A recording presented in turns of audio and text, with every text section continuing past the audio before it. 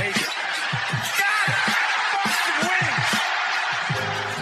Two legends in basketball analysis with over 70 years combined experience. The Bob Ryan and Jeff Goodman podcast, brought to you by Prize Picks and the Game Time. Happy Thanksgiving, everybody. Let's get going. Turkey Day edition, brought to you by Prize Picks, the exclusive daily fantasy partner of CLNS Media Network. Pick more, pick less with Prize Picks. Bob Ryan, Gary Tanguay. All right, here we go. Listen, no pun intended, but I understand you, on the week of the bird, you talked to a bird. What's going on with Larry?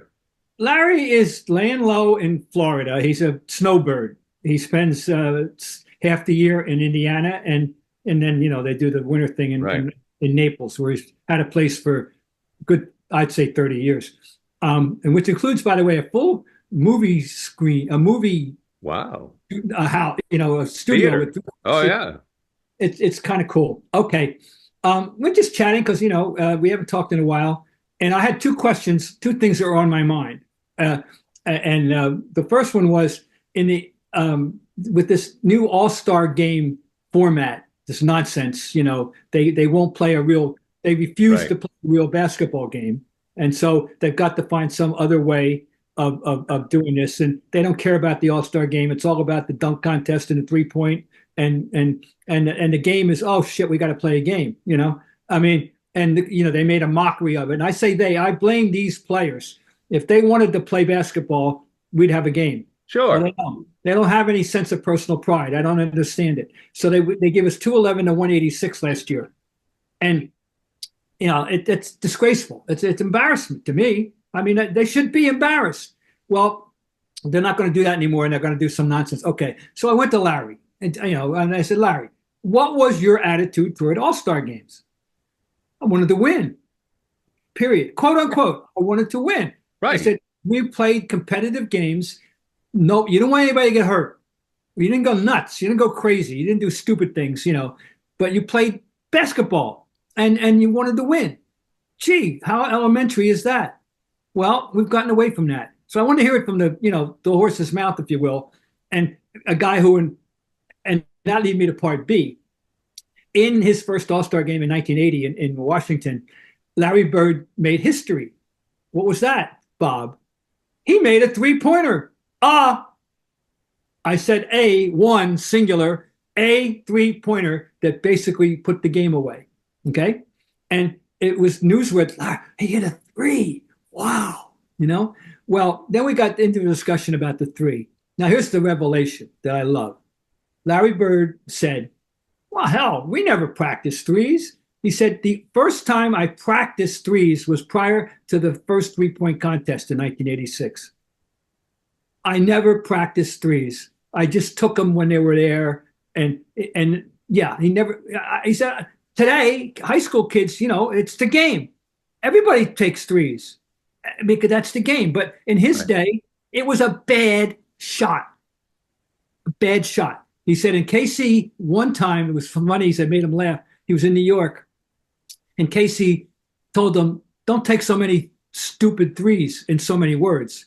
Maybe he didn't use stupid, that's mine. But he basically said, you guys you're taking too many 3s. First possession, Danny cranks a 3. And Larry laughed like hell. He said, I couldn't believe it. It was great. So anyway, but now the game, you know, and I said, Larry, would you want to take 10 or 11? Not really, but, you know, he'd adapt. And of course, but that's just, so that's the difference in the game. Just think about that. He never practiced a 3 until he just had that. He happened to have that range. Right.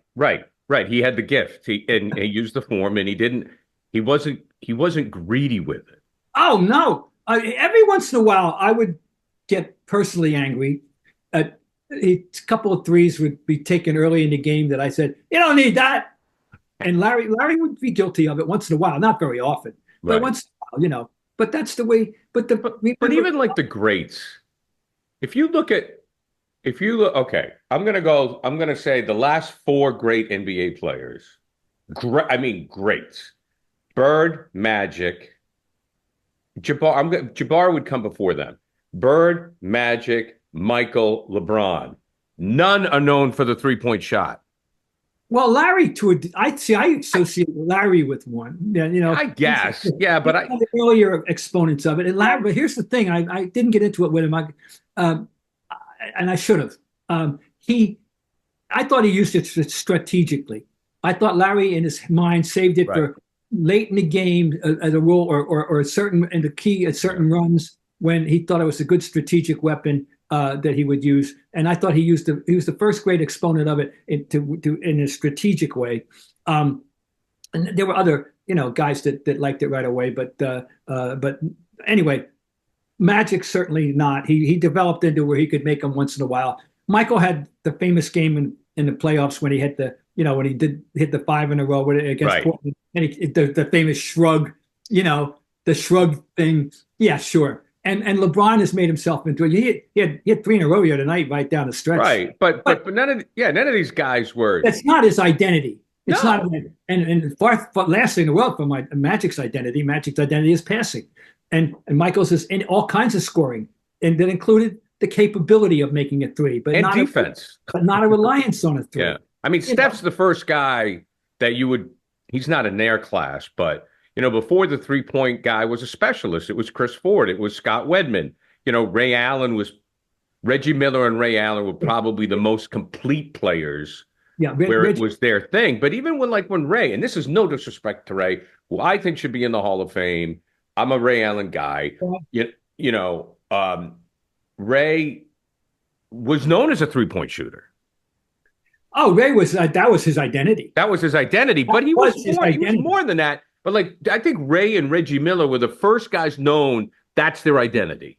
Yeah, yeah. Now, I tell you another guy that was very good and that happened to be Del Curry, Steph's father. Steph's dad, yeah. A few guys out there like that.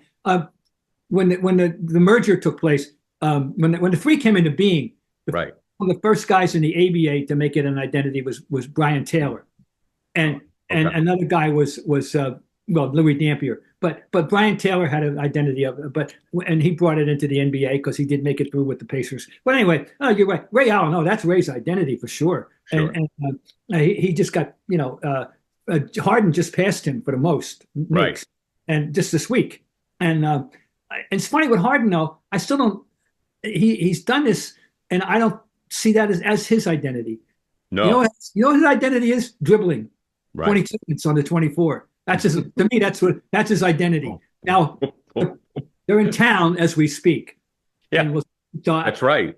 They're in town as we speak. We'll see, and he's having another good year. But for what he's hard to like. I'm sorry, he's just hard to like. I want to like him because I was hoping that the Nets thing would work out when he got there, and I thought, okay, with he and Kyrie and Durant, I thought they could do something because, as you had pointed out, somehow, some way, he led the league in assists one year, and you don't believe it. You think that they're a phantom assists. Yeah, I figured out. But I want to like him too, and he just doesn't. I don't know. He can't get over the hump as far as the passion. Like he should have accomplished more than he has. He's got a negative je ne sais quoi. Usually use that in a positive way about somebody. He's got that je ne sais quoi. He's got a negative one. I can't warm up to him. Yeah. But you have to give him his due. He's a Hall of Famer to make for sure. But not a totally likable one. I know. I like him, but I know what you're saying. I always wish that he was able to. I don't know. I thought he was going to turn the corner. I thought he was going to be a dish machine with the Nets, but it just didn't work out. Bob, when you mentioned, are you good with Bird before I move on? Because I have a great. What else? That's the big thing was that the All-Star game and the fact that they played it. He's disgusted. He was invited last year. He wouldn't go. He thought it was a joke, and it is a joke, and it's awful. And let me ask you something about Bird. Has your relationship changed with him since you first met him? We hadn't spoken in quite a while. We've texted a few times. I was texting him last year when Indiana State was having the best year they've had since first time I got back to excuse me, got to do something here. The first time. No, he's just consciously removing himself from public view for the most part. He's not going out of his way to be seen. I'll tell you that. I think we will be speaking more often, and we had a very nice conversation. And I think we'll be speaking more often. But I like to think, that we're still literally we are friends. I like to feel that way, and he did confirm that for me. So that was reassuring. So Yeah, but what was it like when you covered him, or were you a columnist then? You weren't on the beat. You were the Oh no, I was his first beat man. Oh, you were, okay. 1979, and I had his first 4 years until 80, and then I went to TV for that a year and a half at Channel 4. And then when I came back, I was a column. I had him. Opened his career, and I finished his career as a columnist, though. Right. But I opened as the beat man, and I was in on the ground floor of Larry, and of course, had one of the few people that had actually seen him play in person in Boston before he was drafted. And when I drove Jason Stark and Mike Madden out to Terre Haute for that famous game, we got stopped by the cops. So anyway. That's another story for another That's day. a movie. There's a movie there somewhere. That was the funniest. I opened the door. I got to tell it, okay? So I love it, man. We go to the game, and it's... Did you hide the beer? Indiana State, Illinois State NIT game at Indiana State. Larry wins it with a game-winning basket and puts on a show. And we're driving back to Indianapolis about an hour and a half, whatever. And we had stopped in a convenience store, and we did pick up a couple of brewskis, and I was in fact taking a sip or two, and next thing you know, there's a blue light. Oh boy!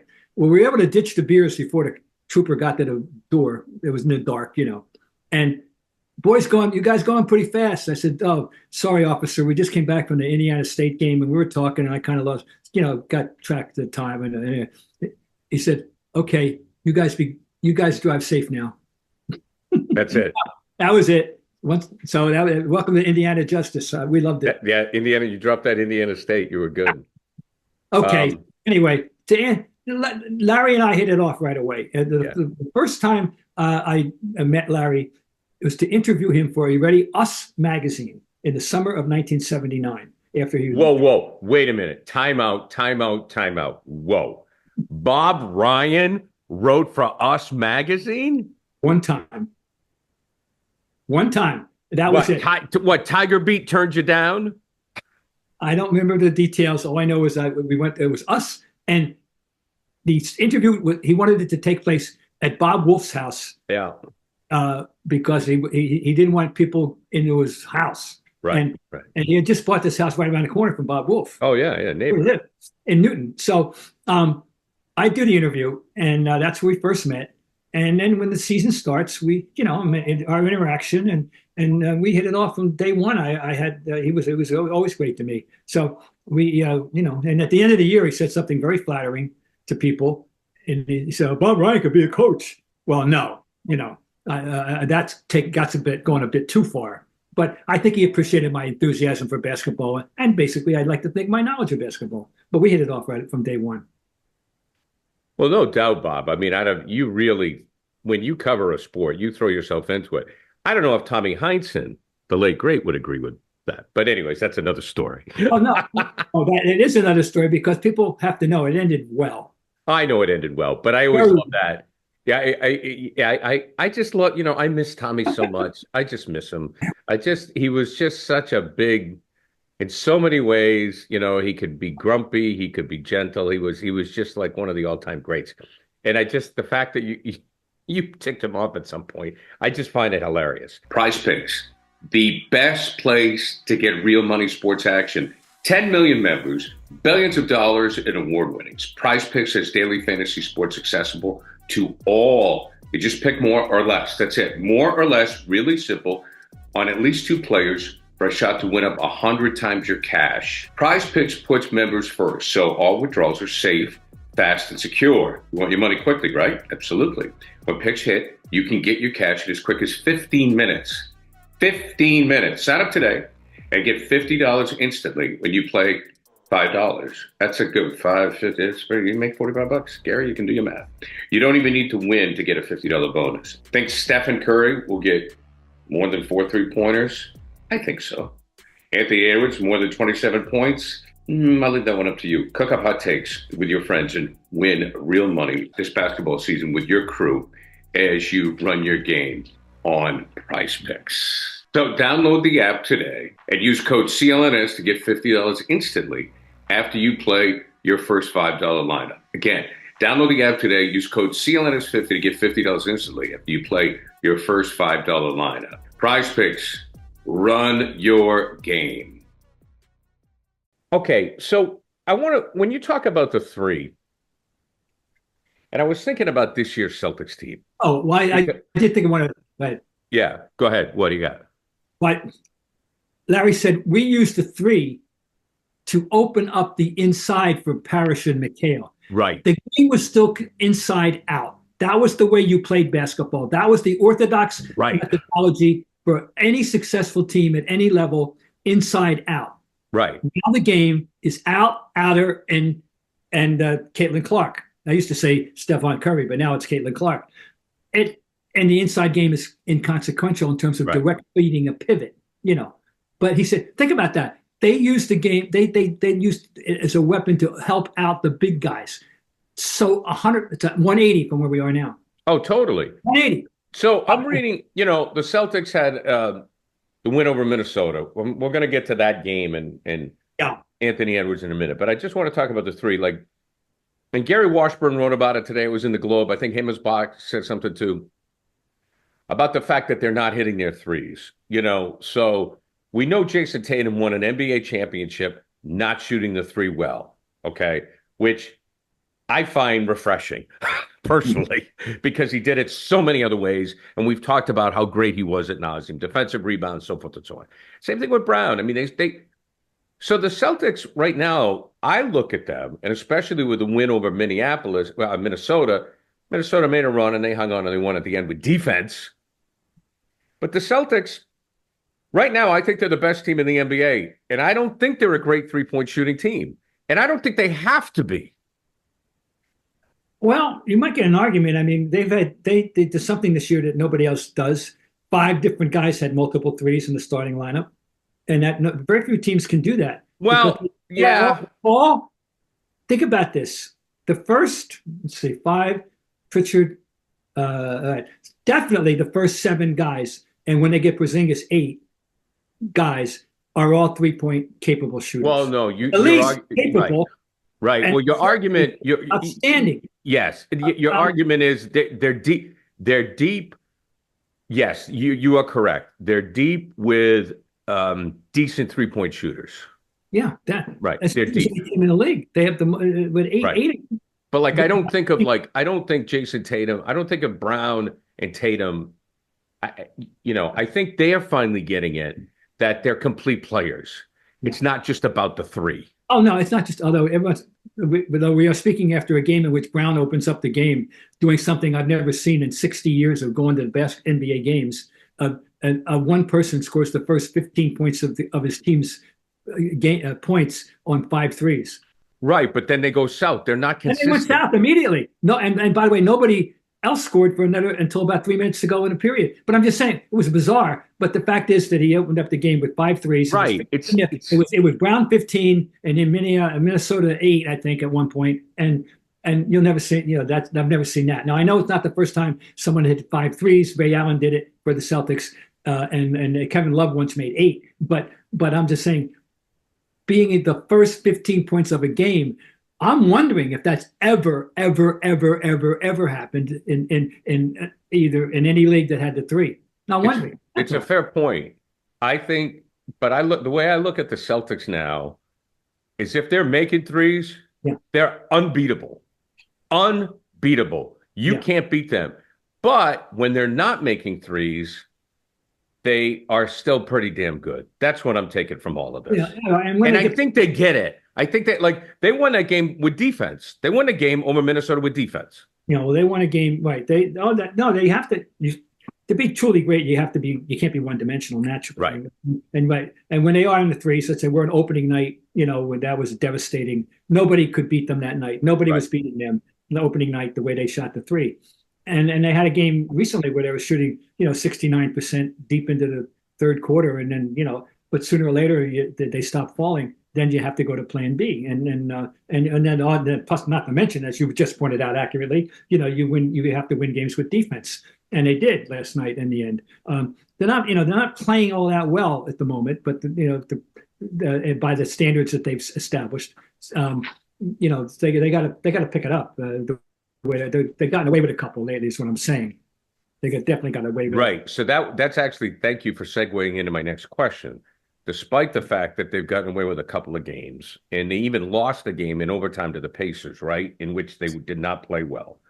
Right. They still only have 3 losses. They have the second best record next to the Cavaliers, who they beat.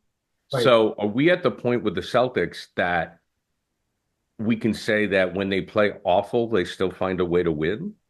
Yeah, they are in concert with the Kansas City Chiefs, I think, who don't have to play their best game to win.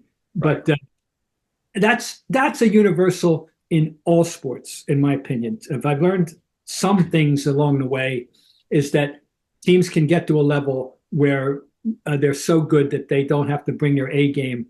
They can win with anything starting with the B+ game and go down. And depending on who they're playing and that night and all that, they're good enough to get away with that kind of performance. This is not unprecedented. This is professional sport reality. I agree. I think that's a great point. I think there's no doubt about it. How many times during the course of the marathon that we know as the baseball season do we know that was ugly? In fact, the phrase came out of baseball. I think it was a White Sox team, Gary. Was it that somebody first said winning ugly? Who was the? I don't remember. Bob. We're going to have to look this up now that I brought it up, because it should be able to look it up as to who gave us the phrase winning ugly in sports. But it was baseball, I think, somebody. And it's true of all sports that you can a really good team can win ugly, and if you win ugly consistently, and some teams, right. So we got to look at winning ugly. Yeah, but it's winning ugly right now, and sooner or later it's going to bite. Oh, yes. Here we go. You're correct. The term was first used by Texas Rangers manager Doug Rader. Reference to the West Division winning 1983 Chicago White Sox. You nailed it. White Sox. And Doug, he was a character, by the way. Oh, he was did he catch for the Red Sox? No. Was he a catcher? I don't think so. He might have passed through quickly, and I don't remember. I thought he was a catcher. But when he was a third baseman, though. When he I got to look it up. They were 99 and 63, winning ugly. La Russa was the manager. Yeah, and okay, well, right, okay, well, okay, I just knew it came. Well, that's now 40 years now. We've been living with the phrase "winning ugly," and winning ugly. People can relate to it in all 4 major sports, and I guess you can throw in soccer, which I cannot speak to in that regard, but I'm guessing that it's equally true there. Douglas Lee Rader, the Red Rooster. That's it. He had a nickname. I knew it was. Third baseman. You were correct. Known for his defensive ability, 5 straight Gold Gloves from 70 to 74. Ooh. Wow. Okay. There you go. Well, good, Doug Rader. Well, the Red Rooster. Who knew he was going to show up in a basketball podcast? Best nicknames are in baseball. Best nicknames are always in baseball. Well, historically, oh God, yeah. Anyway, but what I wanted to say, about the Celtics was, boy, with Jaylen Brown, when they clamped down defensively. And I think it's just typical of a team. I think it's typical of a team that's defending a championship to have nights like they did against Minnesota. I mean, I think that, I don't know. I think it's just hard when everybody's trying to defeat you 82 straight games. I think there's a lot of fatigue with that. Oh yeah, no, it's not this. There's many reasons why teams have trouble repeating, and no, it's true. This is a test.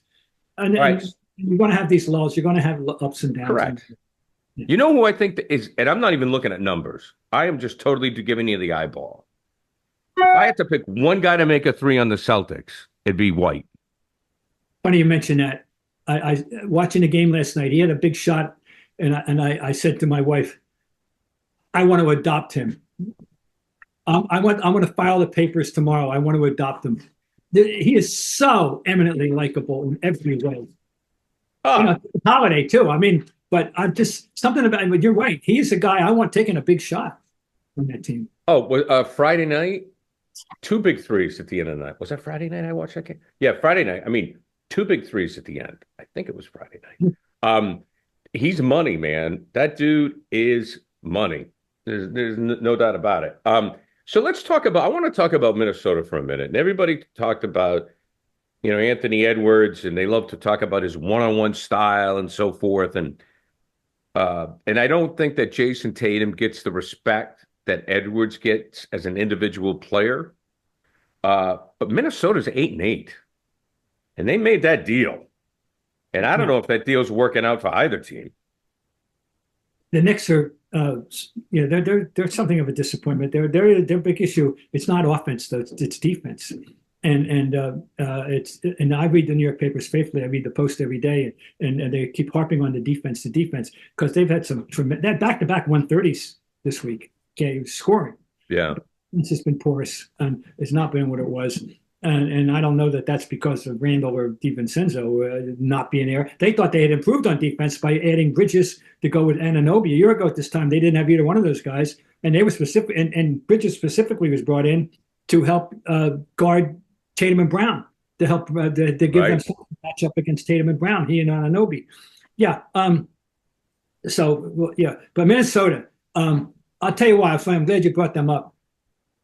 It seems to be so much controversy about them. And the final analysis, Rudy Gobert is pretty damn good. Now, he doesn't have any great individual offense. He's a putback and guy and all that. But boy, he's a rebounder, and boy, he scares the crap out of you guarding that rim.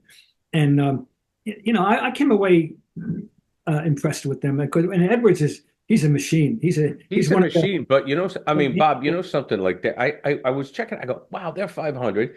Last year they got bounced in the quarterfinals. It was disappointing, definitely. After they looked great all year. I remember throughout the season we were talking about them. When are they going to fade? When are they going to fade? Well, they didn't fade. They faded in the playoffs is when they faded. But during the regular season, they were lights out. Now, give them their due. They came in here shorthanded. They did not have a very important part of their puzzle, which is Mike Conley.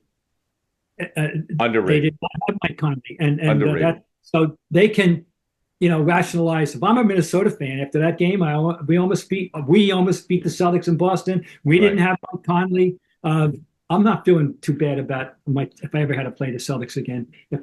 So got to give him credit. They didn't have Conley, and he is an important part of that puzzle. He really is. Even at 36. He doesn't have to be the Mike Conley of 8 years ago, but he gives them something they really need.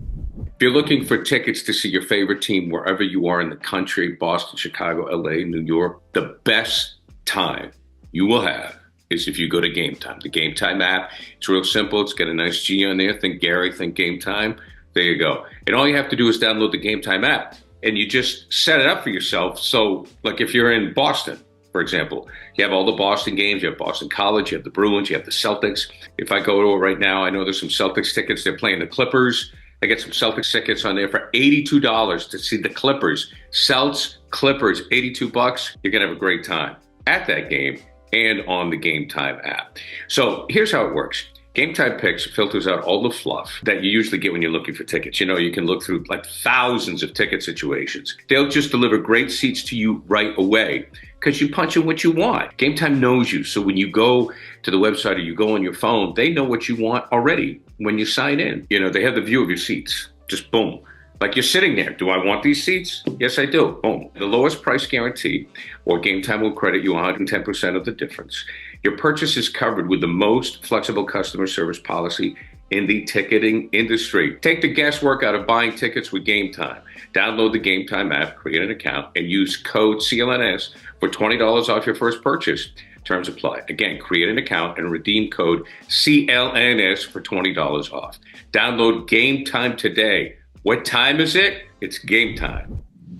Have you had a chance to see what's going on in Houston? Well, a little bit, and I'm looking at their rosters, and somebody's doing some good drafting. If you go back, this is a team you can root for. I could root for this team, and Jalen Green was the second pick in the draft. He's proving he's worthy of that. Okay, Alperen Sengun was a sixth pick in the draft, actually by OKC, but he's averaging 18 points a game when you're not looking. And I guess that Fred VanVleet has been a threat for. Although, did you hear see what the dumb thing he did last night? I didn't. What did he do? Well, he got carried away. He thought he had been fouled at the end, and the call did not come. They lost the game, and he ran over it. And after pointing at every ref, he got too close to referee John Connolly and actually made contact, poking him in the eye. Oh, he's going to. This is going to be suspension and fine. Oh yeah, it's got to be. Well, you got to. He went. You can. This is easy. YouTubeable to see. Yeah. No, it's easy. Not good. But he's still a force. But here's what I like. They got 7 guys averaging between 11 and 18 points a game. They have balance, and it always drives me crazy when people say, well, they don't have a go-to guy. They got 7 go-to guys. You know what I'm saying? There's 2 ways to play. You have an Anthony Edwards, and by the way, we're going to get to the end of that game and how the Celtics managed to take care of getting him out of the way. Right. And that's good balance. And also they got a guy. You got to love anybody with the name of Amen Thompson. You got to love Amen. Amen. You got to love him. And of course they got the infamous Dylan Brooks, who's an agitator, and they've got a coach. We knew we could coach. Well, yeah, we don't. Yeah, obviously, he's the guy that. Yeah. They're rootable. I don't know how far they're going to go, but they're not easy to play. And they're. And once again, it's a team. If I'm a Rockets fan, I like my team. Right, I got a team. Well, you want to talk about Jaylen Brown. We'll get back to that. But the defensive thing to me, but even I get so frustrated with people that don't really understand basketball, because I'm a basketball lifer. It's my favorite sport. I played it forever. I was with the Celtics for a long time, and people that don't understand the game or don't take the time to understand the game, because it's not a complicated game to understand. It's not.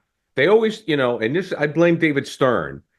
It turned the league around, but it was always Magic, Larry, Michael, LeBron, and the marketing was great. Don't get me wrong. Yeah. But Michael was scoring 50 a game, but he wasn't winning anything until Phil Jackson got there and he started dishing the ball to his guards and Kerr and moving the ball and making big shots. So, you could talk about that all you want. Same thing with Magic. You talk about the dynasty. How many weapons did they have?